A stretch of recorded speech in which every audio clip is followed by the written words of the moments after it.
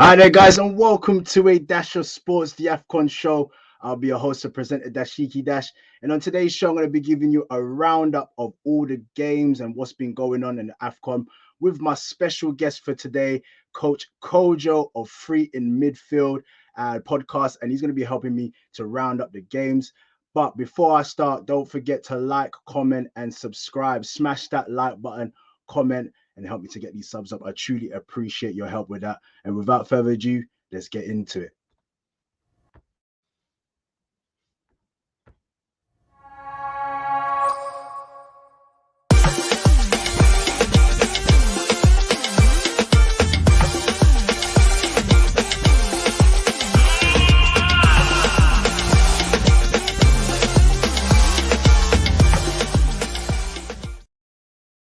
You Come on. What's good, my bro? All good, man. How you doing? I'm good, my bro. I'm good. We got a little bit of some heartache from Arsenal, but I had to just jump on the AFCON stuff just to take my mind away from it. So it's all good. But apart from that, man, and blessings, man. Much appreciated that you're on today. How have you been, man? Yeah, I've been good, man. It's been a calm week. Obviously, me, you spoke earlier. Some news I'll keep to ourselves over here, but yeah, it's been good. It seems like things are happening in like a good light for me. So 2022 has been starting well, bar one particular team / country, which I'm sure we'll get to. So yeah, how you doing, bro? I'm good, man. I'm good. Just obviously before we start, this is your first time on a Dash of Sports, whether it be any of my shows are on, but just a quick breakdown on who you are and what you do, just for the viewers out there, man. Yeah, so my name's Kojo. Obviously, Dashiki introduced me as Coach Kojo because I am a football coach as well. Even though I've taken a break from that at the moment, I am focusing on other stuff, including the podcasting, podcast Three Midfield. Originally three of us, me, my co-host Cahill and Darren, who is available here and there to come on, but you usually see or hear the voices of me and Cahill depending on how you listen or watch. And we break down the Premier League primarily, but of course we're talking about European football here and there, Champions League. When it comes to international tournaments, we're there as well. And most recently as well, we've decided to get onto the radio scene as well. Myself, I've had experience on BBC Asian radio, and then most recently me and Cahill went onto the TalkSport radio as well. So yeah, we're here and there. And of course, the rule is if you ever want to come on and talk football, as long as you're a fan of football and you know your stuff, come through anytime. And we're more than happy to have you on. And I've been on the show before. Obviously, I've had the pleasure of being on Free Midfield. These boys, they know their stuff. They chop it up well, and it's good interaction, man. Great banter, and I love the show that I was on as well, and the shows that I've watched previously. Yo, man, today we're just literally going to break it down, go through the games that's been happening this week or so. And then I've grabbed you on the show because, you know, if no one knows, Coach Kojo is a Ghanaian man, a proud Ghanaian. And like, man, you lot have been going through it. So we're going to go through the frustrations of seeing such a great nation in itself being eliminated. I'm trying to hold it in. You're doing well. But also just giving our opinions. Like I've always mentioned, man, like just obviously watching this tournament from start to end, it's never been a frequent thing for me personally, but just obviously to get your insight as well, just how you've been finding the tournament itself. And then also just like the progression of the tournament, like it's on Sky Sports now. So it's moving forward, but can it be better? So I just wanted to go into things like that. Just obviously just to start off with the games today, we had Ivory Coast 3-1 against Algeria. I didn't see that coming. I don't know if you saw that yourself. And then we had Sierra Leone. They lost against Equatorial Guinea 1-0. And that was a Group E games. And then we had Group F, Gambia 1-0 versus Tunisia. And then we had Mali winning their game 2-0. So, you know, it's really progressing. Some of the teams are obviously leaving. Some of the lesser sides are leaving the tournament. How have you been finding the tournament so far? It's been enjoyable, if I'm being honest. It's been fun. So even where I work, a lot of them are into football, but they're not really aware of African Cup of Nations. They're not really, because when we were younger, what was it Eurosport that had it. With a couple of channels here and there. Sometimes it wouldn't even be on any channel. You know, you want to try and find it. And for me, it's been interesting that I've been able to like sit at work and actually show them through iPlayer. Obviously, we don't have like Sky subscriptions that into the workplace. Through iPlayer, we can watch together and really enjoy what is the African Cup of Nations. In terms of the tournament itself, there are a lot of highs and there are a lot of lows. In terms of the representation of it. There are a couple of things that I think we'll get into eventually about why I feel some lows about it. But look, I think what's been important for me is the eyes that have been on the tournament. There's a lot more eyes, and it's a lot more players getting a lot more shine. Being a Man United fan, we signed 2 players from the African Cup of Nations when they're shown, being Mohamed Biram Diouf and Manucho back in the days. Yeah. Man from my country. Yeah, there you go, exactly. You know, and it's like, you know, I was proud to have them because, you know, they were doing so well and they come to play for one of the biggest clubs in the world in Man United. And even though it didn't go too well, I feel like that was just the start as well, you know. You also had Jemba as well, right? Yes, we did have Jemba. Yeah. And then, you know, Chelsea had your SENs, Jonathan Mikel. Arsenal had an influx of Africans. I've loved Arsenal for that for years. I don't love Arsenal as a club, but I've respected that side, you know, what Arsenal does. So, no, look, I think this tournament is another one so far. It's not finished yet. The group stages have gone well. And I think a lot of players are getting a lot more shine. A lot of players are being a lot more noticed. And I think these players that we've known personally for a while that they're good. So for them to be showing off so well, by the Ghanaians, it's been good, man. Do you think that in terms of this year round, especially with the growth of social media, you know, so yourself and I, we're on these platforms, we're now talking about it, it has been getting the attention that is needed? Yeah, I think so. I think, I mean, look, I can only talk from if I'm talking about football Twitter, for example, I can only talk from like a UK base, you know, a few foreign influences here and there. But the point being, the same sort of banter and excitement that you see for Premier League games coming on the weekend, the same excitement is there, the same banter is there for the African Cup of Nations. And for me, that's key. For me, whether it's a country rivalry, whether it's having a laugh at how a goal was conceded or the tackles or the refereeing decisions, the fact is those eyes means the eyes are there. It means people are paying attention. Yeah. And that's key. That's what I'm seeing. I'm seeing a lot more memes as well. Memes. Yeah, exactly. And listen, people will say it's negative because they're mocking them. But I'm like, no, you know what? We mock Premier League players, we mock Premier League teams, we mock Premier League refereeing, VAR, all of that. So if they're doing the same thing, what it means is they've got eyes on the competition and they keep watching the competition. They're not looking at it and saying, I don't want to be watching this no more. They keep watching it. And it's a good thing. And it means a lot of these other countries who have players who might be good, but because of their country standing or the reputation that the country doesn't develop a lot of players, or for someone like me who actually didn't know that Comoros was a country, for example. Now I pay attention to them. I've done a bit of my research about them. I found out they speak 3 languages, 2 of them being French and Arabic. They speak their own language as well, Comorian, if that's how you say it. So, you know, it opens eyes to not just non-Africans, to a lot of Africans as well, like myself, who have to also keep learning and educating ourselves. And I think it's very key that we get so many eyes and so many opinions on it. It's good. I think it's really good for the for African football's future. I definitely agree because, you know, as footballing people, we've grown up pretty much with the influx of, and just, you know, the visuals of Euros, World Cups, even Copa America. We find it easy to go and watch those, and the access to go and watch it is there and available. So it's very good that, you know, in the likes of, as you mentioned, you being on Eurosports AFCON, it's now on Sky. It's definitely a situation where there's a lot more attention that's been put on the tournament, and hopefully from the back of that, you know, a lot of the European-based players, they're very much blessed in their settings, they're in big teams and stuff like that. But, you know, it would give the opportunities for the, you know, the players that are playing back home in the African leagues and stuff like that, the opportunity to have those spotlights on them, and then maybe to be able to nick a move. Might not be directly to a Chelsea, Man City, Real Madrid, Barca, but if they're able to get across the pond into European leagues, then it just means there's more influx of African-based teams out there. What is there any standout moments from this tournament so far?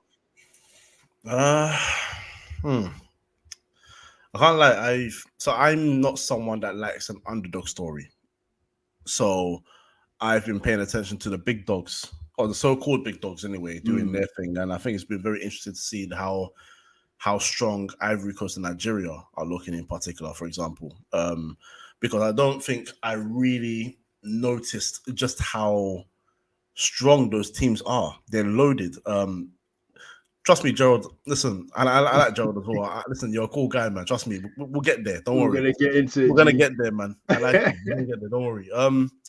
And it's one of the ones where I've been watching them, and I'm just like, okay, you guys are impressive. I know Ivory Coast had a bit of a banter moment when they conceded late against remind me of the country. Bloody hell. It was I've forgotten that game as well. I have to check myself. But they drew 2-2, didn't they? That game as well. Yes. Let me get my fixtures and results here. Here we go. It's left my mind. Sierra Leone, that's the one. That's right, yes. Yes, they had a bit of a banter moment. But even that in itself, look, it means that, at the end of the day, they still were on 4 points. They were in the pole position to go through. Today, they've absolutely dealt with Algeria, which means that that's just a blip for them. That was a comeback, and they're so strong. And in Nigeria, all Ghana banter with Nigeria banter aside, Nigeria are a strong team with quality players, very good quality players. And they're showing their strength so far. Their football's clean. They're playing very well. They're tactically astute. They look like they have a cohesion about them that they can't be broken. They're even making Alex Iwobi look good. A little shot over there. So Obi-Wan Iwobi, the Nigerian Jedi. There you go. So no, look, those two are. That's why I've been enjoying the tournament. Because I'm not an underdog guy. I like to watch the favorites do what they do because they're favorites for a reason. And that for me is very, very key to making a tournament look good. You want to see the best teams go far. A lot of people say they love the underdog story and watching a lesser side get there. But when it's a final, you want to see the best teams go against the best teams and feel like they deserve to be there. So, yeah, I've been watching those guys and I think they're doing well. I think it's important to have these teams stand out because these are the kind of countries that will also have the chance to represent us, more of a chance of representing us in the World Cup. And you want your African teams to go out there, you want them to shine. You want them to be strong. Yes, 100%. I agree as well. Like, as much as it's been an eye-opener, as you mentioned, you're seeing teams like Comoros in the tournament.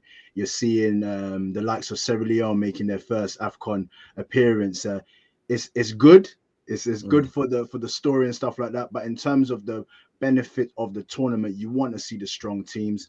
And I've always said, obviously, in regards, I've been having some back and forth with a few friends. It's just like, the tournament hasn't been great. And I'm like, well, if you think about it, in any tournament, the group stages, you got to weed out the lesser sides first. Yeah. Once we get into the last 16 and then you start seeing more quality players, then we're going to start seeing, the proper football and so forth. And that's with any tournament, that's what we look forward to. We look forward to when the games start getting more spicy, more technical, and then more quality to it. But all in all, like you, I agree, man. There's been some banterful moments. The goalkeeper, like, as much as he's had a serious issue in his life as well, but just that moment in terms of the football inside, it was just hilarious. VAR has been okay. No, it's not been okay. It's been taken. You're a very nice guy to be saying okay. I can't lie to you. I think my point was I was gonna make is just like it was good to see VAR being used in it, but like with any tournament anyway, or leagues, you just need to just make sure that you brush up on the decisions that are being made. All of this 5 minutes of trying to get decisions is a tad annoying. But moving forward, just before we start getting into more like Ghana and stuff and other teams specific, moving forward, what do you think that the AFCON tournament needs to add to get better? So I'll say getting the TV deal to go on Sky Sports is key, and having a deal with BBC as well in terms of BBC, even though it's just iPlayer, at the end of the day, there's still views. I feel like African football, not just African Cup of Nations as a whole, but African football as a whole, rather, doesn't do enough to really showcase itself. Now, I understand we don't have the trust. Actually, no, scratch that. We have the money as a continent. We have the money to really do what we want to do with African football, but politics and everything getting involved, of course, we don't do it. So we don't allow ourselves rather to have the facilities to compete with the European countries and so on and so forth. And then once in a while, you have like a 90s Nigeria come out of nowhere and be strong as everybody else, or a 2010 Ghana be as good as many other countries as well. But we want a consistency about it. Yeah, because the first thing you need to do is, all right, cool, boost the profile of African football. That's not about making players play for, I don't know, Asante Kotoko in Ghana and playing the African Champions League. That's about having just eyes being on the tournament. And then when African players that are either British, or rather not British, born British, or because bro, when we were growing up, I can tell you right now, as well, your Lampteys, all of that and stuff like that. Even Iwobi, because Iwobi was naturally, of course, when he was here, was going to play for England first. But we all know his family's Nigerian. His mom and dad are Nigerian. They're as Nigerian as they come. He's eating all Nigerian foods. He's embraced the culture. He's worn the traditional wear. He's gone to the parties, all of that. Like, you love the culture, right? So why wouldn't you want to play for your country, your mother country? It's because they don't show enough interest. Number one, there's always a politics behind it. Number two, and for me, it's like, well, if you're gonna try and improve how our countries are better in the next 20 years, you need to allow these guys to feel welcome enough to come and play for your country. And because I wanna avoid the Zidanes and all that. Your Desailly's going to play for France when Algeria and Ghana are there. Mbappe, was it Mbappe or Mbappe's father? Mbappe's Cameroon. Yeah, Congo. Yeah, I think Mbappe's father said that he wanted to play for Mbappe's father's country. Like, Mbappe wanted to play for them, and they wanted a fee or something along those lines. And I'm like, what? You've got Kylian Mbappe. You've got Kylian Mbappe saying, you know what? I don't want to play for France. I want to play for you guys. And you're saying, I want money. I'll be like, hell, what the hell do you want from me? Tell me everything. I'll write down the whole list. I'll give it to you. Because that one man by himself. Yeah. Imagine back in the days if Zidane was playing for Algeria or Desailly's playing for Ghana. Yeah, playing for Sudan. Senegal, sorry. Senegal, like, the boost alone you get from those names. It's like, so when Essien came here, whether he played for Chelsea, but most people loved him in this country. Why? Because they saw an African footballer that's proud to be African, proud to be Ghanaian. Despite the fact that he moved to France and played enough years in France that he would have qualified to play for France. He said, I am Ghanaian, I'm going to play for my country. And when he played for Ghana, you saw the country, the reputation of Ghana's football boost, and then your Muntari, and then your Asamoah Gyan, and then your Kojo Asamoah. And you know what I'm saying? Like, you have to utilize these things. So that's the one thing I feel like they need to do, because I'm tired of politics getting in the way. It's actually annoying. This is why we love our how can I say, our African footballing heroes such as Drogba and Samuel Eto'o and your Carnews and all of those big high profile names who are very much proud to don their nation's country kit and go out there and this is what I grew up watching, just knowing that fully. Like, these guys were proud to be from where they were from, and it didn't matter if you played in European leagues. You could still be noticed and stuff like that. That's just the thing that we hate in it. It's just the politics that comes with it. I'm hearing that there's certain nations that they're, could you imagine here in England, Boris Johnson's involved in picking the team and all of that kind of but this is what we get back home, unfortunately. The politicians are involved in picking the coach and picking the players and all of that kind of stuff.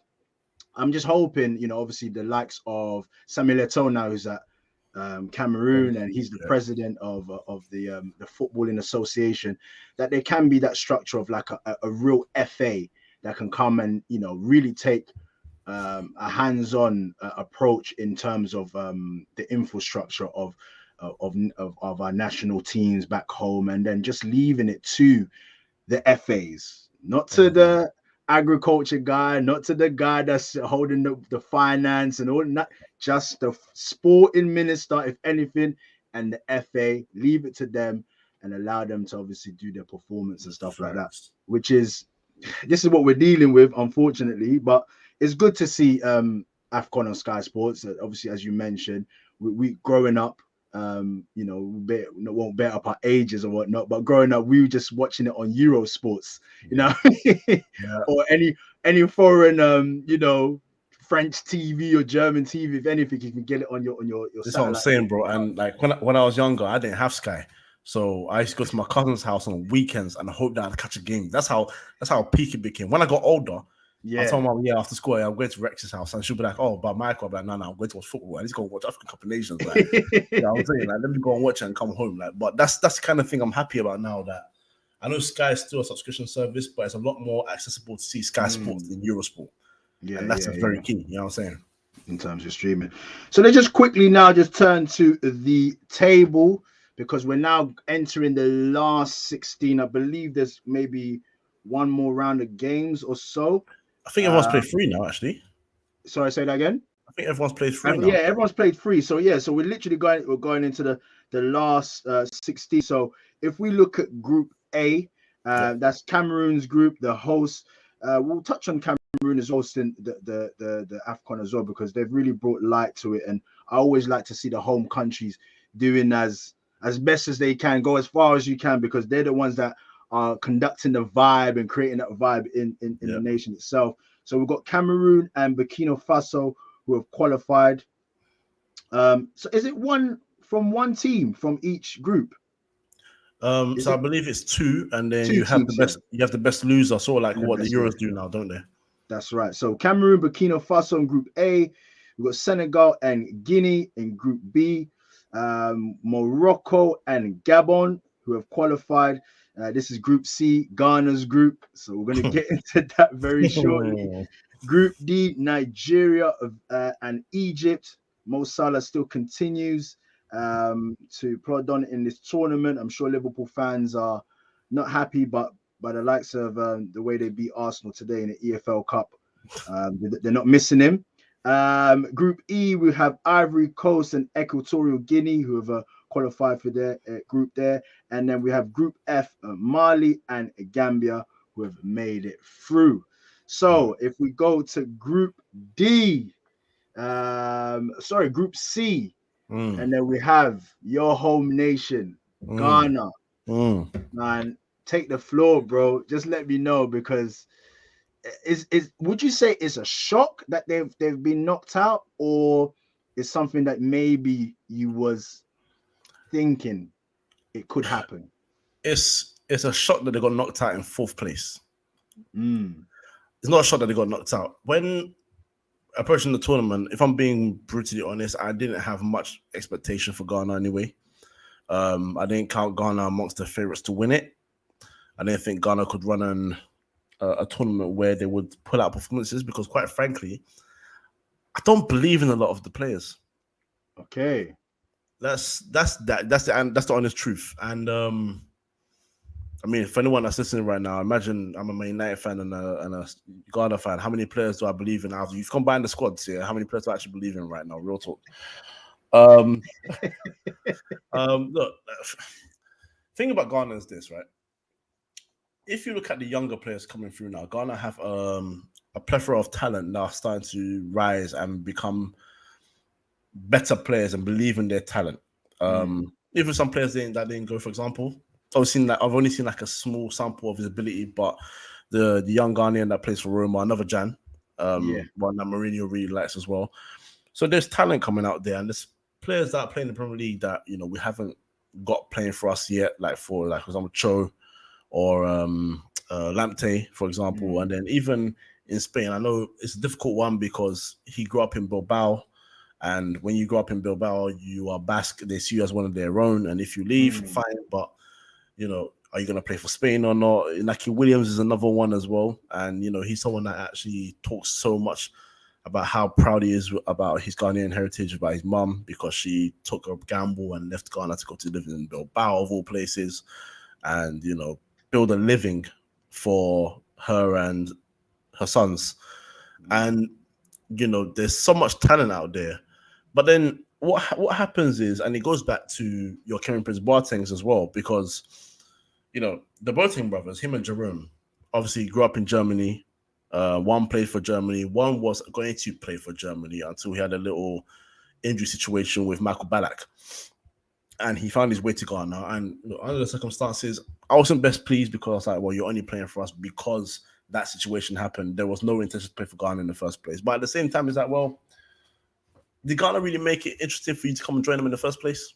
Because what people don't seem to understand is, when you have a player that has the ability to play for more than one country, the one thing that you need to do is, one, show them that you are serious about achieving accolades and helping Ghanaian football grow, and helping the Ghanaian players grow, and having a great relationship with their clubs, so that, you know, it's easy to release players, it's easy to go through to tournaments and all that. Or are you going to be difficult? Is everything going to be about finances? Is everything going to be about why should we pick you rather than you're playing well, you qualify for us, this is what we want you to be, a shining star for Ghana, we like you. And, you know, because at the end of the day, football is still a negotiation, it's still a business. This is why a lot of players pick different countries. A lot of black players for England play for England because, for example, like Jamaica's not offering them anything, or they feel like Jamaica's not of a high enough level. And it might be a lot more harder for Jamaican football to get near English football standards, yes, but there is still something you can do to try and improve the standard itself. I just feel like with Ghana, they don't do that. So when it came to the tournament now, I'm looking at the squad. If I'm being brutally honest, apart from Thomas Partey, I was like, what the hell is the quality? Where is the quality? I think our goalkeeper plays for Swindon, if I'm correct, which is not bad. Swindon are not a terrible team, but they're not of a level where you're going to try and win a tournament. If I talk about the Ayew brothers, quite frankly, at this point, Andre Ayew, was he not like criticized? Was he not criticized, or he got picked for the tournament, but it was a lot of criticism in regards to his inclusion in the squad, right? Yeah, because one, he is very, very outspoken, but he's one of those, for me anyway, I don't speak for anybody else, but for me, he's one of those people that is outspoken without having the minerals to back it up. He's not a good player. I can't stress it enough. I understand he had a good run at Swansea. Swansea fans are quite fond of him. And at West Ham, he was okay. But for me, it's like, I look at him, I'm just like, yo, you're not a leader. He wants to be a leader. I don't think he's a leader. I don't think you have the quality of many other top African players, but I feel like he has the arrogance about him, like he is. And I think sometimes being a bit humble is a lot better. As for his brother, I mean, I question how he starts with Crystal Palace. So me saying him starting for Ghana even hurts me in itself in his own. He's not better than Edouard. He's not better than Benteke. He's not better than... if I'm being brutal, and this is not me taking the mick or talking out of anger, I don't even think he's better than Connor Wickham. Wow. I'm being so honest. And this is why I looked at the team, I was like, these are supposed to be like our standouts, our golden boys, the boys that we look at and say, yeah, they're going to help lead us out of the group stages. And they just don't have it. Exactly. He's not a leader. He doesn't have any leadership qualities. And, you know, even when after Gabon, he was the first one to get aggressive, to go and fight. And I'm just like, you're the captain. You should be leading by example here. Get the players out of the way. We're not here to beef, because we need to go into the Comoros game, regardless of what the Morocco-Gabon score will be. You need to go into that game with the intention of beating them so well that you have a chance of being the best loser and getting through to the knockout stages off that alone. That's where your mentality should be. Instead, it was getting aggressive, going to fight. He got sent off against Comoros as well. Like, it's that kind of stuff that just annoys me about him. So, what was your thoughts of the Comoros game? Just watching the game? Because I know we spoke off air about it, and you was... So let me tell you why I knew that this was just one of the worst games in our history. So I have never, and I promise you, I have never laughed so much during a football game. Like, I was genuinely laughing from minute 1 to minute 90. I found something hilarious to laugh about all the time because it's like, you guys are doing it to yourself. Like, Comoros, yes, they are here on merit, but you should be the dominant side here. It should be like watching. I mean, Ghana not Liverpool level, but it should be like watching Liverpool versus Dagenham and Redbridge. You should be dealing with them. You know, you should be dealing with them. You have to handle them. Of course. No, I agree. You have to handle your business, and you did not handle your business. And the fact they got 2-0 up, I found that hilarious. They went 2-0 up. I saw Ayew getting sent off. I was just like, this is a joke. And then the second reason why I knew that it was just an absolute terrible day in Ghana's football history is because the third member of free midfield, Darren, he is usually very, very, very composed. Even when Man United are annoying him, he speaks so well. He sent me voice notes. I've never heard this guy swear so much in my life. Bro, I've known this boy for 18 years. And I've never heard him swear so much in my life. Bro, your country would do that to you though, man. Like, honestly. I can understand. And that's watching the game, but this is where it hit me as well. So at 2-2, when we got back into the game, I didn't have confidence that we're going to win it. Okay. I didn't see it. When you got back to 2-2, you didn't. I thought that maybe you can claw it back. No. So what it was for me was that I saw two things, and again, this is my interpretation. And I could be people tell me I'm wrong. People can tell me they had a different view, and that's absolutely fine. For me, I saw two things in my opinion. One was as soon as they got back to 2-2, they sort of got back into it and they thought, okay, we're back in this now. We're okay. That was one. Number two was they looked gassed. They looked tired. They were spent. They were exhausted. They were spent. And I was like, you have spent out so much energy. What Comoros did well was they went 2-0 up and then they just didn't force themselves onto Ghana to try and get a third. They sort of relaxed, tried to find a rhythm, stayed compact. Yes, they conceded 2 goals, but they had the energy conserved to go out there and get the third. And they got the deserved third. For me, they deserved to get the third goal. But those two things alone just wiped out Ghana. But the first one it's that mentality. And this is why I say it, because Ghana have done this in the past. They've got into games and they've maybe come back from being a goal or 2 down. And it's like, okay, we've equalized. Okay, yay, we're happy now. It's like, no, you shouldn't be satisfied with that. Go on and win it, because the momentum is naturally going to be with you. They're 2-0 up. All right, we've been back 2-1. They're a bit worried. Then it's 2-2. And it's like, okay, hold on. We're back in this game now. Now let's grab it by the scruff of his neck and make it 3. And then if we're lucky, make it 4 or 5. If you, whatever. Yeah. They don't have that mentality. They don't have that drive. The team is not driven to go on and win these things. And that's why someone like Kevin Prince Boateng can go onto Twitter Spaces and rip into you. And he's dating it back to his time, because he said that the 2014 side was better than the 2010 side. But because of the way things were done, the level of performance wasn't there. The right players weren't picked. The right selection, the right tactics, everything, and it just became a circus again. And now you fast forwards with Prince Boateng, with Prince Boateng, and because obviously his inclusion to the national team was, some were for it, and some were against it. He was very outspoken about Ghana and Ghana football, and then there was many things that is well documented that he mentioned. Obviously, he went to the squad and if we just kind of talk about this in terms of the broader outlook of African football, obviously he's gone to the squad. He's saying that the players were more concentrating on dancing around and rather than training, and the coaches were allowing it.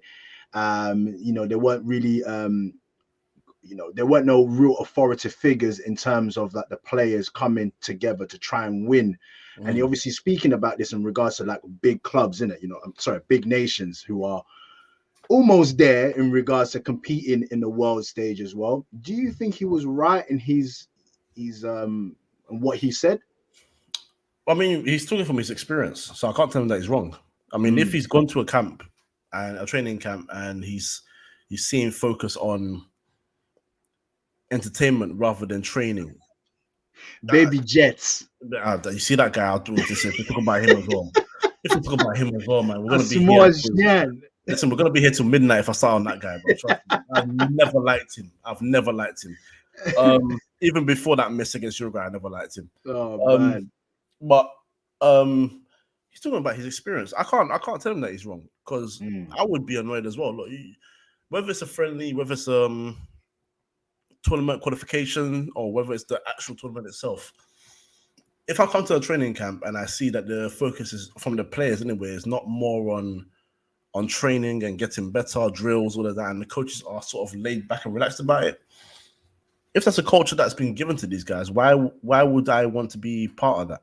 Now, look, again, it is very controversial because, as I said earlier, you know, if it was for me, if it was for the Ballack situation with the injury where he injured Ballack, he would have been playing for Germany instead. That's my honest opinion. I don't know. I could be very wrong. Maybe he wasn't part of the consideration for selection, but for me, that's what led him to Ghana, because he was definitely going to follow Jerome. Jerome had no interest playing for Ghana. He played for Germany. And he's had a phenomenal career. I'm not mad at him. You know, you pick what's best for your career at the end of the day. But you've come into the selection now, and it was controversial because it was sort of like when we had games that were not tournament games, he made himself unavailable for selection. He pretty much frankly came out and said, I am not available. He said it himself. So that's where my respect for him was actually gone a little bit, because I was just like, I know you're doing this because you don't have the interest of playing for this country on a full-time basis. You want to play and shine in international tournaments so you can get your moves. So if it's not working out at Schalke, Barcelona's there like he got. Or, you know, you can go and play football in Germany again for another club, or I don't know. So there was ulterior motives in regards to his absolutely. Absolutely. I mean, I think it was, for me, it was so clear to see that in the history of football, like, for example, again, I'm a Man United fan. David Sir Ferguson used to make sure sometimes that David Beckham, Scholes, all these guys weren't available for friendlies. But that was him saying the country will do fine in friendlies without you. Rest. That's not the players coming out and saying, I have no interest playing for England against Andorra. Of course, they know Andorra's going to be a walk in the park usually, but they want to go out there and play for their country. Why? Because they want to play football for their nation. He had no interest in doing so. But again, as much as I criticize him for that, if this is what he's experiencing in tournaments, and him being one of our better players, if he's coming to the Ghana camp and they're more interested in dancing and doing this and doing that, then he's going to be annoyed and he's not going to want to play. He's essentially living his truth, innit? So there you go. Yeah. So I mean, I can't blame him. I'm not mad. I can't be mad at him for that. A player that you mentioned, obviously one of your stars in Thomas Partey. You know, we all know how good of a player he was in Spain, playing for Atletico Madrid. He's made his move to Arsenal. It's been a bit indifferent. How is he revered in terms of the Ghana setup? Obviously, as an Arsenal fan myself, I know what I see on a weekly basis. But in terms of in the Ghana setup, how is he revered?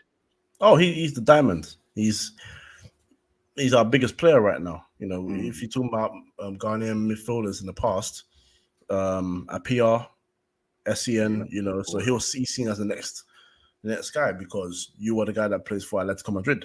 You know, you play for one of the biggest clubs in Spain. You're a league winner. You're a Europa League winner. Like, you know, you've got accolades behind your career. And then you go to one of the biggest clubs in England. Every Ghanaian knows Arsenal. Like, you know, Arsenal are huge. Arsenal are highly respected. So when you come to African Cup of Nations, we see you as the guy. Of course, every player is allowed to have bad games, but when it comes to tournament football, the expectation is that we expect you to at least shine, or at least stand head and shoulders above everybody else.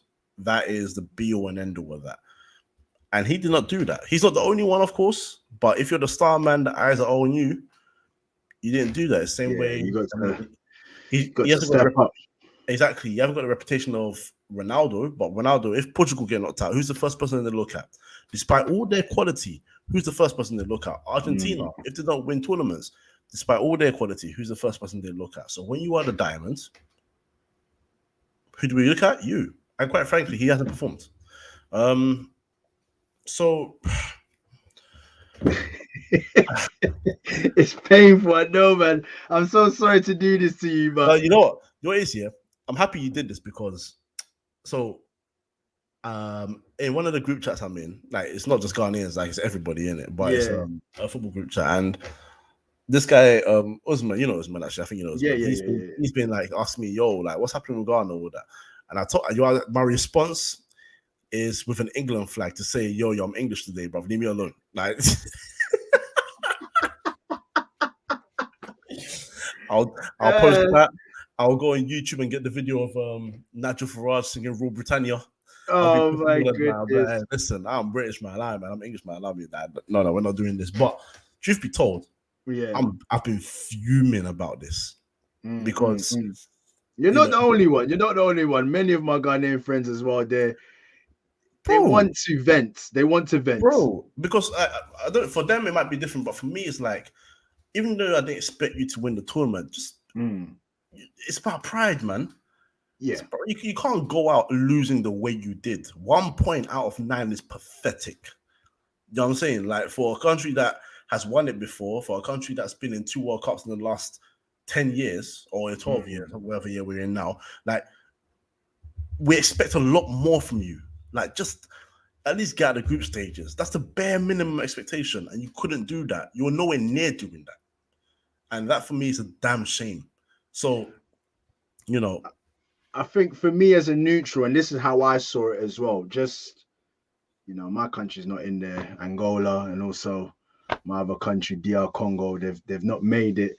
But as a neutral, I'm looking and thinking the names that I'm expecting to at least be in the last 16 are the Ghanas, you know, your Nigerias, your Cameroons, all the big hitters. And as you said, these are the teams who have that advantage of being great teams of the past years, who are the countries that we can go, you know, represent us as Africans. Because in South Africa, when Ghana was in the quarterfinals, I don't care where you was from in Africa, we were all Ghanaian. You know what I'm saying? And that's how we see it, you know what I mean? And when you are seeing the likes of Ghana not making it through, and you're seeing like the plethora of players are not as great as they once were, it's quite sad to see. There are a lot of young players. You mentioned some earlier on, and would you say at this point in time now, Ghana may be in a transitional period, or do you think there's still more to come? Where is Ghana right now in terms of how you see it? Honestly, I don't know. It's a good question you asked me there, actually. Okay, transition is a difficult thing because with countries, again, it becomes tight because, again, you could have a lot of young talents coming through, but are you going to push through to try and get them to keep coming and playing for the nation? So I mentioned the young Jan at Roma. Now he's come through the Roma youth system. You know, he's playing in Italy right now. Who's to say that he doesn't become so much of a star that he becomes their next Ghanaian Italian or Italian Ghanaian like Balotelli? You know what I'm saying? Like, it's a difficult one. I want to say we're in transition because eventually now I want to start weeding out the Ayew brothers, even Partey to an extent. Like, maybe he's got maybe 2 or 3 tournaments left in him. But after that, it should be like who's the next person in line? Yeah, you know, someone else is come and take the reins. And the worrying thing about it is I genuinely don't know where Ghana go next from here. Ghana are ranked 52nd in the world, if I'm correct. Yeah, 52nd in the world. Now, despite being ranked 52nd in the world, it doesn't feel like Ghana play like a country that's ranked 52nd in the world. There's a lot of countries above you. Yeah. But I feel like a lot of those nations above you are above you because they're just that much better than you, or they perform better than you, or they don't get involved in the BS that allows them to be, or allows them to thrive or in a much better surrounding than you. The future of Ghana is difficult to predict because, truth be told, I feel like it can only go one or two ways.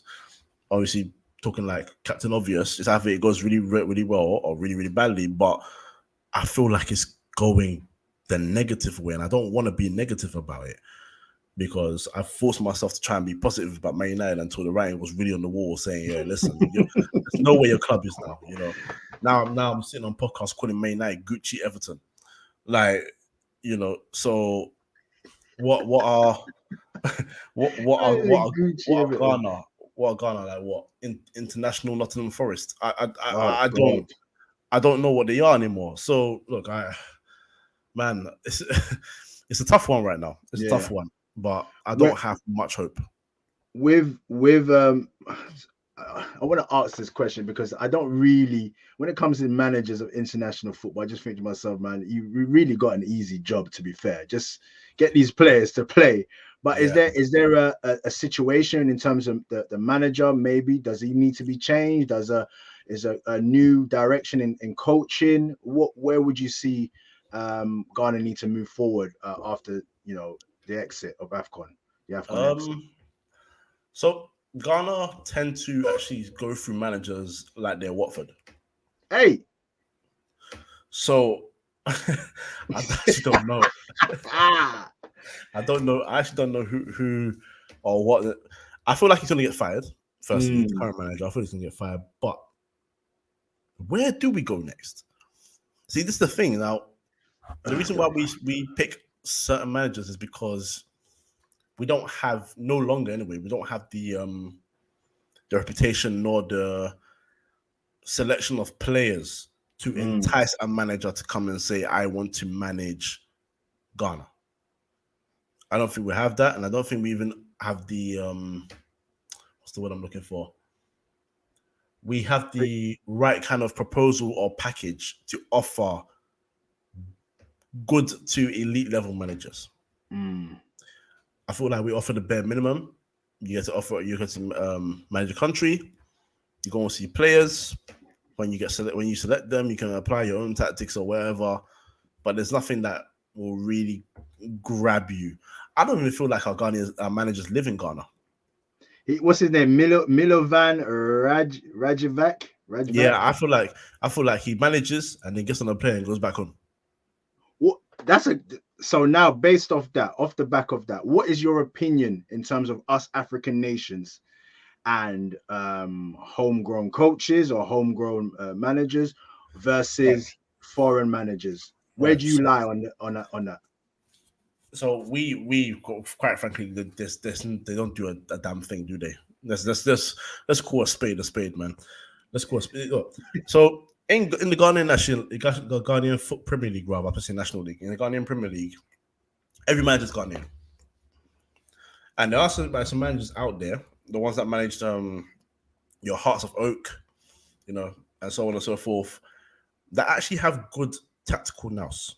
Now, it's difficult to play the football they want to play in times because the condition of the pitch is not good, or you know how it is African football. Yeah. But at least the coaching methods are there, the philosophies are there. It's not just a Ghana thing, but we definitely don't do enough to elevate and allow our coaches to shine. I feel like also our coaches are afraid to leave Africa because they know jobs are not easy, but easier to get in Africa. But sometimes you got to take a punt. Players leave because they have to take a punt in another country. Coaches should do the same. You shouldn't be afraid. It was in Europe, so it's a lot more easier, but still again, to take the chance on yourself is a big risk. A young Andre Villas-Boas went to Scotland at the age of I think 16 or something like that. Learned his coaching badges there, then went to Wales, learned his coaching badges, improved his English. I get what you're saying. Okay. You know what I'm saying? In terms of the gaining your badges, the coaching, the experience that you need to come out of Africa, yes. Yeah, you got to take a punt on yourself. I know it's not easy because it's not easy for black coaches in general. If we're being honest, for me personally, I've been lucky enough. I've worked with Arsenal. I've worked with Tottenham. I've worked a little tiny bit with West Ham. When I went to Spain, I managed to work a little bit with Real Zaragoza. It was beautiful, but I'm not standing on the pitch next to these guys right now. Why? Because it's a lot more harder for me. I know the truth. I'm not gonna lie about it. Yes, I can still also improve my coaching badges, but I've also been there and seen people on level ones go to a much higher level than me, and I'm just like, rah. I've got more experience. I've got a higher level of badges. Mm-hmm. Hell, bro, I'll tell you a story for free right now. On a personal note, about 6 or 7 years ago, a company was looking for coaches to go and coach in America. So I thought, you know what, I've just received my level 2. I am going to go and apply for this job, and I will do the coaching trial that they want me to do, and then hopefully I can get into this academy and become a coach.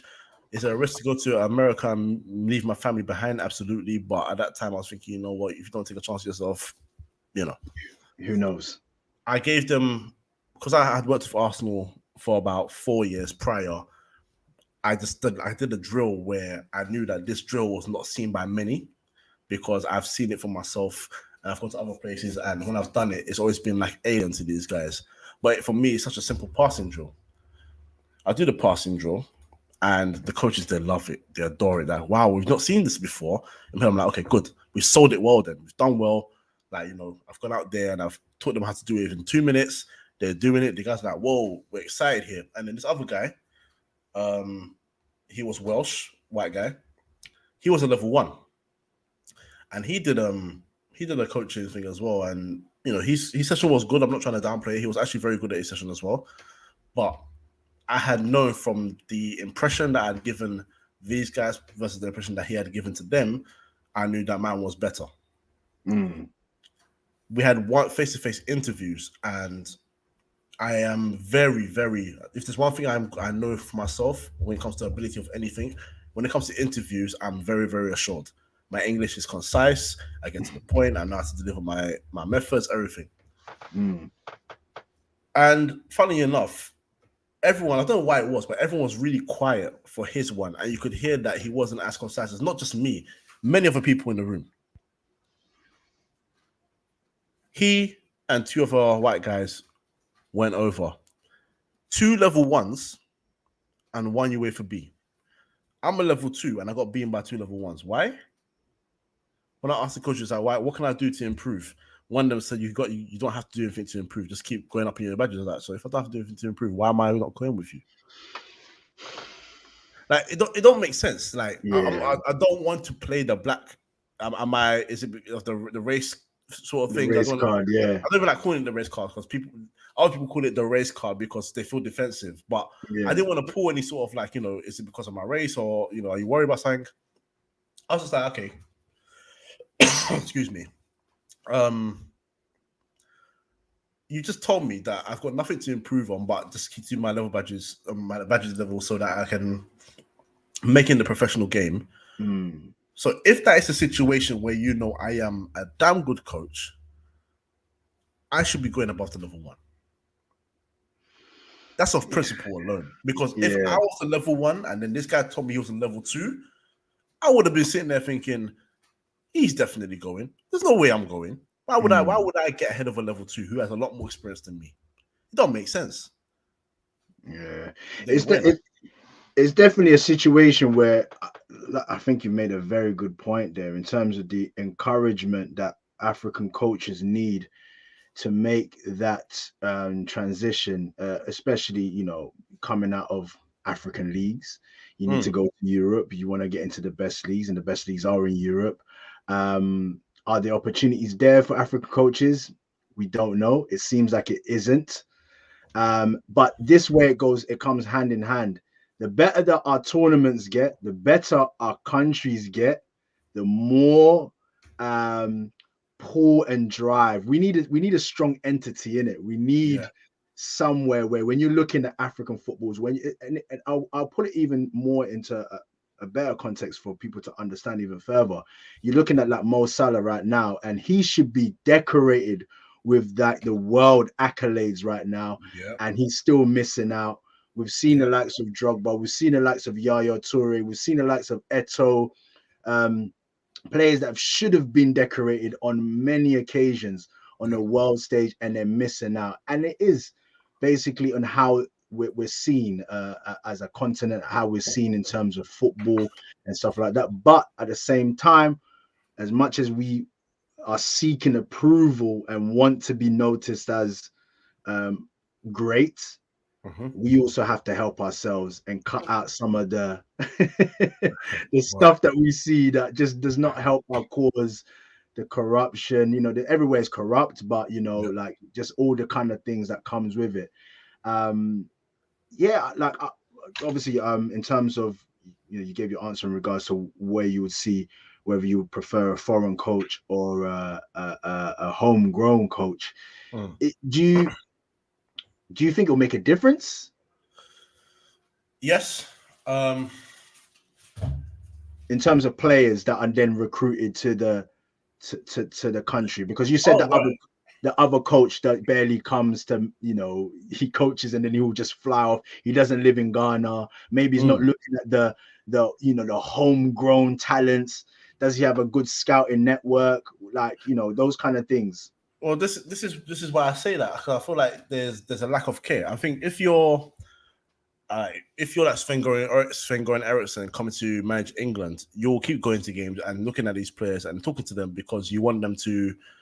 I mean, picking England is not a difficult thing, but in terms of if they had an option between, let's say, England and Germany, that's the rival. But you'll be like, okay, I know Sven-Göran Eriksson knows that England are a big country. They're serious about keeping their players, so you'll go and say, hey, I want to keep you. I want to make sure you play for this country. No if buts and maybes about it. We go from there. Something like an Owen Hargreaves situation. He was born Canadian, lived in Canada, then went to go and play in Germany, had no football in England, nothing like that, but just that his family was English. So you could not blame him if he decided to play for Canada or if long enough after Germany.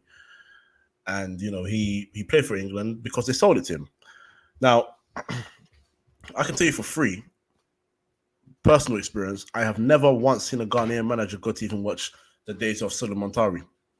When was at Portsmouth and the fans were saying, play up, Pompey, play up. Did you see one Ghanaian manager there? No, there's no one coming to the not even close. Premier Leagues. Hell, when he was in AC Milan or Inter, both of them, when he played for both, I'm sure the Ghanaian manager went there to go and just sit in the San Siro. He didn't make it known that he went to go and watch them to go and play football. That's what I'm talking about. I feel like an African or Ghanaian coach, if it's for Ghana, Nigerian for Nigeria, Ivory Coast, if it's your own countrymen, you'll sit there and you say, okay, I know there's another group of players that also qualify to play for Ghana. I want to go and sit there and watch them. I'm going to contact the club. I want to contact Brighton and say, hey, can I speak to you, Mr. Graham Potter?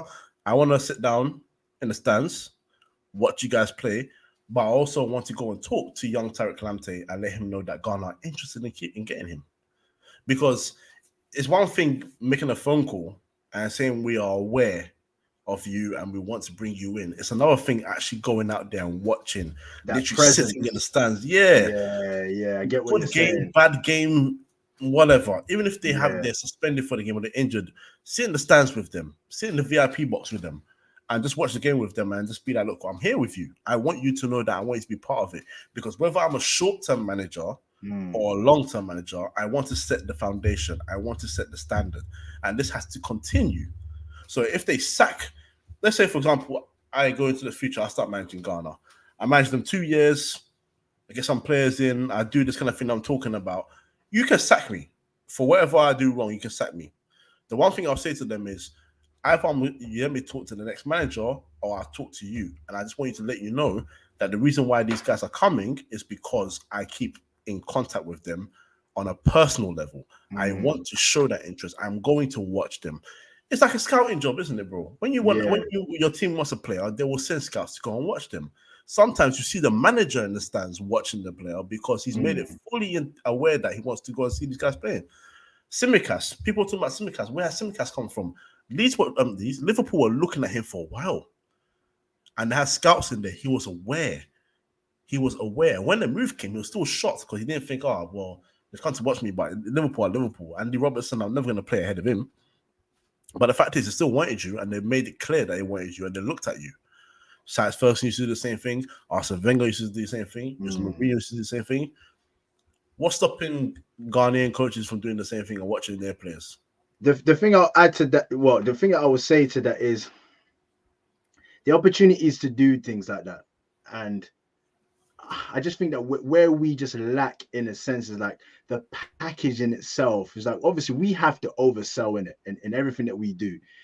But where we let ourselves down is just like when these players are coming to AFCON or coming back home to what's it called, it's like facilities, hotels, airports. We saw the situation with Gabon, laying down on the floors in the airports and stuff. Like, you're not going to see European-based or other nations in Europe with their teams in that kind of situation. So when you are maybe proposing these things to your Lampteys, to your Danny Welbecks and all these kind of people, is that come home and play for us, and they're looking, do I really want to be traveling and going in these conditions? I'm used to types of hotels and situations that's these players are divas nowadays, isn't it? Like they can't handle going back home. You know what I mean?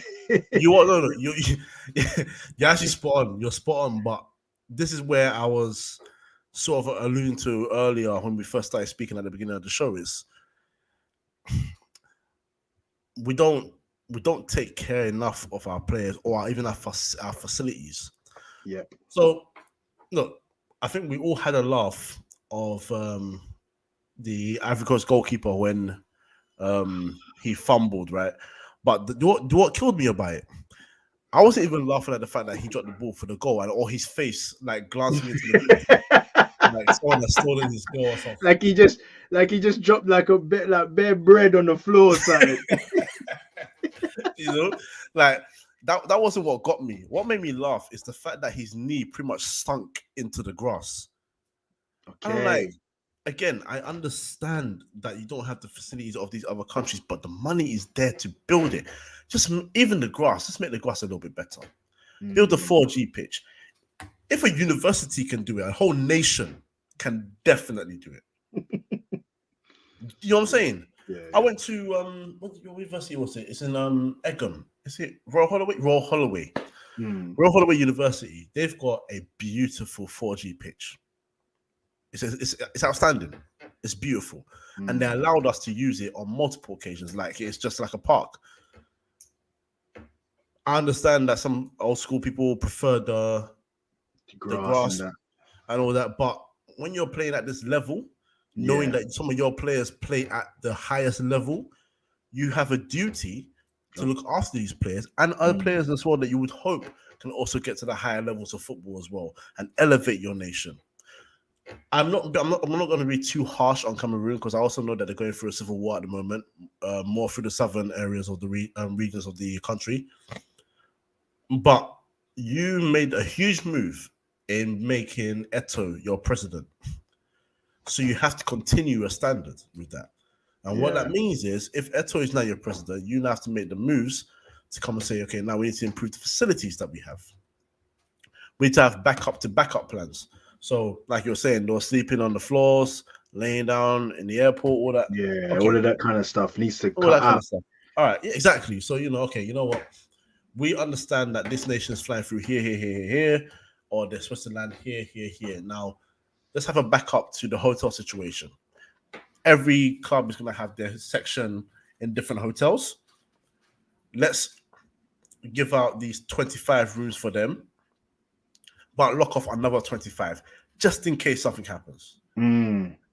If at the airport, and it's money, but what they also have to understand is that when you spend that money, when all these teams start coming in and all these fans of all these other nations start coming in and you're playing games and the eyes are all in your country and how you're playing and all the teams playing in your country, that also generates more money. As long as you advertise it more, the money that you make profit. You spend rather, you make profit on that. It grows. It becomes a collective thing. Have a backup to a backup. Okay, we're at the airport and the flight is today by an hour. What can we do with these players? Where can we put them? Let's put them in a lounge. Let's put them in a lounge. Or, if I'm the airport manager, we can't let these guys lay on the floor like this. Bring them to my section. Let them feel a bit more comfortable. Why? Because one, that makes you look better image-wise. Number two, it makes you look like you care about they're more than not just footballers, they're human beings. You have to show a duty of care to them, and extend that to normal people. I say normal people as well. you know, us guys that don't have the money of a footballer, not going to play tournaments. If there is a struggle, come and say, hey, you know what? Your flight's delayed 2 hours. Here is a sitting area for you. Come and relax, bro.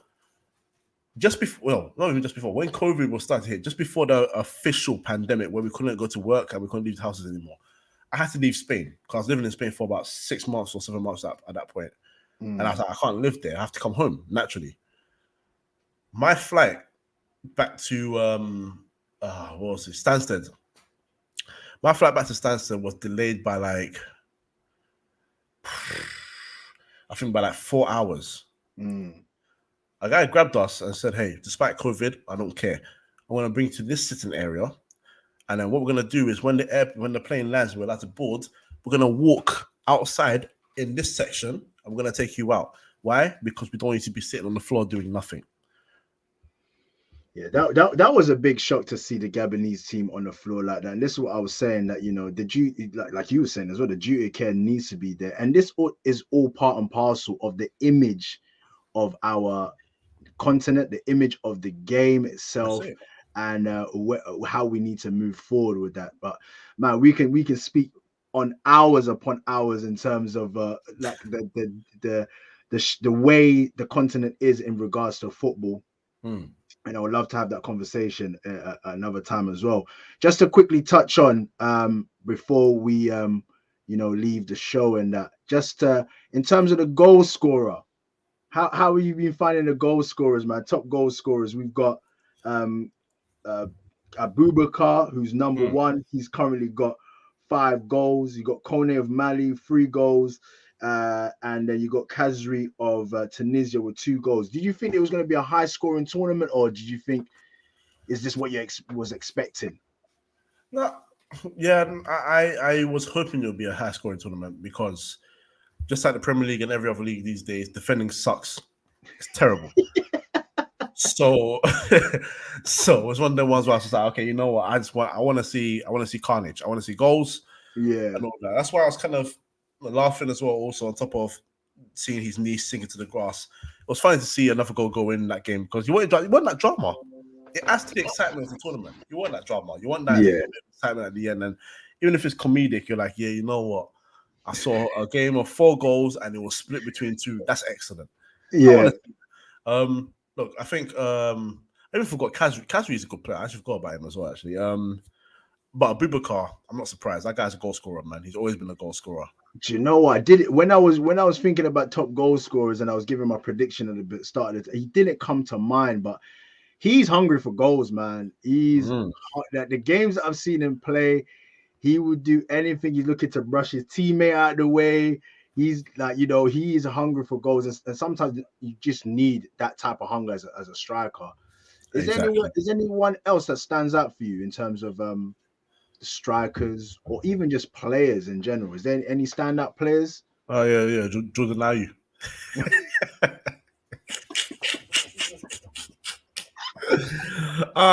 No. Oh God, no, he's annoying me. He's annoying me so much. I'm just calling his name. You know what? Someone that I've actually kept an eye on now because I've heard a lot about him, but I never actually got to watch him properly. Is Ibrahim Sangar or Sangare? Okay. How do you say his name? Yeah. Because I've been told that he's a good player. Yeah, I've been told he's a good player, but I've never had a chance to watch him. So now that I'm watching him, I'm impressed by his midfield performances. I think he's a good, tidy player. He's aggressive in the right moments.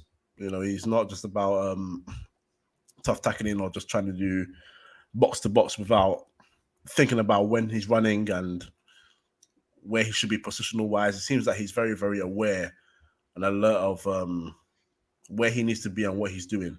And he helps the midfield do their job pretty well. And it's because he's also on the right side, he's allowing players like Pepe to have a bit more shine going forward on that side. And then if they switch roles, like your Max Gradles or, if it's Zaha or whatever. So I'll say mainly him. I mean, there are a lot of other good players in the tournament, but if I had to whittle it down to one, it's him because I was excited to proper see him. Like, I've not kept an eye on him at club level. So I wanted to see what the hype was about. And so far, I'm impressed. So, yeah, I think I would say Ibrahim Sangar, and I think he's had a good tournament as well.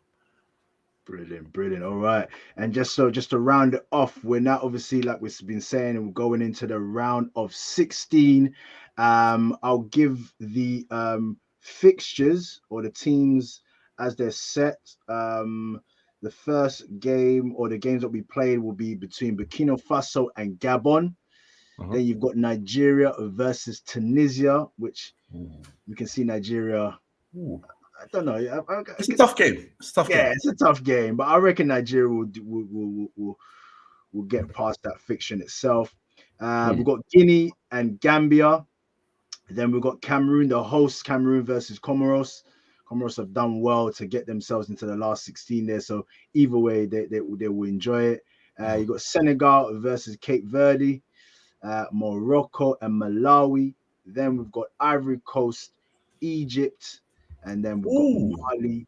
Yeah, Ivory Coast versus Egypt. So that's a tough game in itself. And then we've got Mali versus Equatorial Guinea. So some tough games there. Let's just skip straight to the final. Who are you predicting to get into the final? You know, I need to see the bracket quickly because I want to make sure I make a good prediction. You know what I'm saying? So we got obviously 16 quarterfinals and then into the semis and finals. But with the teams that are now in the 16, who would you see going all the way? 2 teams. All right. Okay, you know what? I am going for, because I feel like they're just going to squeeze past Egypt. I'm going to say Ivory Coast. And I am going to say, okay, that makes sense. So 5, 6, 7, 8 will play each other. Okay, so that's 1, 2, 3, 4. Looking at the fixtures, I'm not sure Nigeria are going to beat Tunisia, you know. Because Nigeria are a good team, but it's countries like Tunisia are very dodgy. They sneak results and you won't see it coming. Okay, you know what? I'm going to go for the homeboys. I'm going to go for Cameroon. Okay. Cameroon, Ivory Coast, but it won't be a happy day for Eto and his family. Okay. So where I lie with that, I was going with the home nation, Cameroon, and I was going to go Cameroon, Nigeria. Okay. I just feel like both teams have displayed like they're capable of scoring goals. They have, well, Cameroon obviously Abubakar, he's just drinking goals right now. But I think Nigeria have got a few goal scorers in their team, not just relying on the one. But Ivory Coast is a good shout as well because your likes of your Pepe right now is doing what Max Gradle. There's a whole list of players there that I've actually getting into their zone right now. So I reckon out of the 3 teams there, at least 2 of those teams are definitely making it there. Definitely making it there. So you're going for Cameroon versus Ivory Coast, and I'm going Cameroon versus Nigeria. Okay. So obviously it's still a long way. I know that we've just skipped straight to the final, but just out of those last 16, the teams in there who obviously we feel are the strongest teams are and capable of getting to the final there. So it's going to be very, very interesting to see. I've really enjoyed the tournament thus far, you know what I mean? And I believe now that the teams are of lesser size are now going to be out, we're going to see more, much improved games, much quality in the tournament. And I'm looking forward to the rest of the games. I don't know if you agree with that or not, or in terms of I agree. Now, you know what? Because I feel like what you're saying about your friends saying the tournament hasn't really reached heights right now, but this is the knockout stages now. This is, you're going to fight. There's no replays. It's not Carabao Cup situations where you play 2 legs. This is, you win or you go home. That's as simple as it gets. And to have a big game like Ivory Coast versus Egypt straight away is huge. Huge game. Because either Mohamed Salah's going home or Nicolas Pepe is going home. I feel like Liverpool fans want to see Salah. Arsenal fans, I don't think they're in a rush to see Nicolas Pepe. But, regardless, he could be going home anyway. So, I think it's, this is what we're here for. That's what we're here for. We get past group stages. Now it's the knockouts. Everyone's going for it. the approach is also different as well, isn't it? The approach, and like you said, it's no longer thinking just of, oh, you might have another game to be able to play. Managers thinking that, oh, we're saving this player for this game or whatnot. This is do or die, if to use a better words. And you go into that game and you give it all, and probably we'll see more quality in these games in terms of like the players that are left in the tournament. So I'm definitely looking forward to it. And as I mentioned at the beginning of the show, it's like I can't remember the last time I sat through an AFCON like full tournament from first game to second game. And what we spoke about in regards to maybe we've just not had the opportunity to watch it on TV and stuff like that. And on this occasion now, we've got the access on BBC iPlayer, or if you go on Sky or your apps, whether you be Instagram, Twitter, if you missed the game, you'll be able to catch up. And I feel like the AFCON of this year is definitely going to benefit from the technology that's available, the networks that are available. And I just hope that, you know, non-Africans, Africans alike, you get to watch this tournament, and it just gives you a different perspective of not just watching European football, you know, Euros or the World Cup or Copa America. You actually get to see Africa for what it is, and you get to learn a bit as well in terms of, like we said, nations like Comoros or Sierra Leone being their first time being in the tournaments and stuff, and what it means to the fans as well. I don't know if obviously you've seen it on social media, like the different countries obviously watching their teams and how elated they are and how, you know, how happy they are to see their home countries win and stuff like that. So I've been seeing all types of dances, all types of Afro beats out here. So it comes hand in hand with us, isn't it? We're here for the football, but we're also here for the entertainment, the music, and everything that comes with the different colors and everything. So it's just always great to see our home nations. And you know, the last time I felt so much about this was like when your Ghanas and that were in South Africa, and the World Cup was in South Africa. So it's good to see the tournament being played out. Yeah. But yeah, man, I really enjoyed our chat. I knew that it was going to be a good one. I knew that you was going to be here to break it down. And I just loved your perspective and your honesty in regards to Ghanaian football. And it also, not just you speaking about Ghana, but it gave a well-rounded scope to just African football in general, because what Ghanaians are going through is the same here as Angola, whether it be DR Congo, whatever countries. I even had one of my peeps is from Somalia, and they're saying like, listen, this is what we're going through, because they're also trying to be on that main stage and, you know, trying to push their country forward. So I just hope that in terms of like just Africa as a continent, as a nation, we can come together, not just as individual nations, but to come together to really push Africa in, because there's so much talent. Talent is not an issue back home. we know what the issue is, man. We know what the issue is. Talent is not the issue. So if we can just get everything else together, then we are going to be great, as we know we are. But I appreciate you, man, Kojo, man. We should do this again, definitely over some Premier League stuff. Obviously, I've got the show as well, Premier League show, that we just talk all things Premier League, and also the Dash of Sports, where it's more like hot topics and trending stories. So yeah, man, I'd love to have you back. For me personally, firstly, thank you for inviting me, because I watch your show and I am a fan. You know what I'm saying? Appreciate it, man. I appreciate it. You've been on my platform as well. And yeah, man. Fantastic. Thank you so much. You're fantastic. So yeah, honestly, firstly, thank you for inviting me. Secondly, I appreciate your platform as well, because you're running this thing. You know, you're doing it, and you know, you're not just focused on football. You do a lot of sports as well, and on top of that, you've added African Cup of Nations to your bow, bro. So listen, when people put respect on your name, you know, it's damn well deserved. It's damn well deserved. And finally, for me personally, look, on a banter level, bun your club. I can't talk right now, man, because mate. You can talk right now. Listen, you lost to Liverpool today. That's fine. Look, you didn't make it to the final. That's okay. You guys are a work in progress.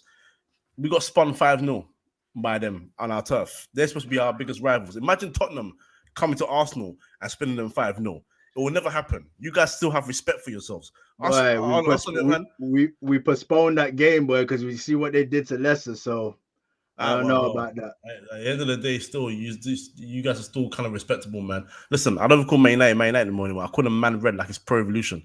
I don't even acknowledge them, man. So So with them book names. Exactly. There you go. Oh man, I appreciate that. But just sign out, man. Where can people find you? Plug all your stuff away, man. Yeah, so Free Midfield Podcast is on YouTube. Free Midfield Podcast, the number 3 in midfield as a collective, no spaces. Then you have Space Podcast. And in terms of audios, it's the 3 in midfield by itself.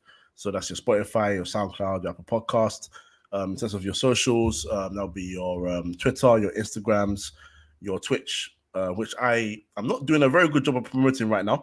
And and TikTok as well, where we've got 2 videos where one of them is going up into the stands. I think it was at the London Stadium, a West Ham game, celebrating the fact that fans were back because, you know, the atmosphere, nothing's like it. And the other one is a rendition of me and my cousin when they did, what was it? There's a hashtag, sing your dialect. And after him pressing the button aggressively as requesting, they saw us and we decided to perform John Cena's music for you. So, you know, it's not just football over here. Apparently, we sing wrestling songs too.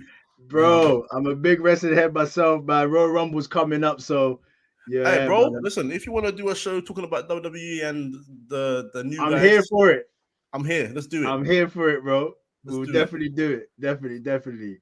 But yeah, once again, man, I appreciate you. All the links will be in the description area. Obviously, if you've watched live, I appreciate your time. Thank you so much. And if you get to watch it, you know, at a later date, I hope you enjoyed it. Once again, you can find myself a Dash of Sports on YouTube, Instagram, Twitter, all there, and also Coach Kojo. He's also on the platforms as well, so go and check that out. Like I said, I'll put the links in the description area and you'll be able to go and check that out. Make sure that you like, comment, and subscribe. We do need your help as per usual. Without you guys, we can't do this, but we put in the effort so we can make this for you.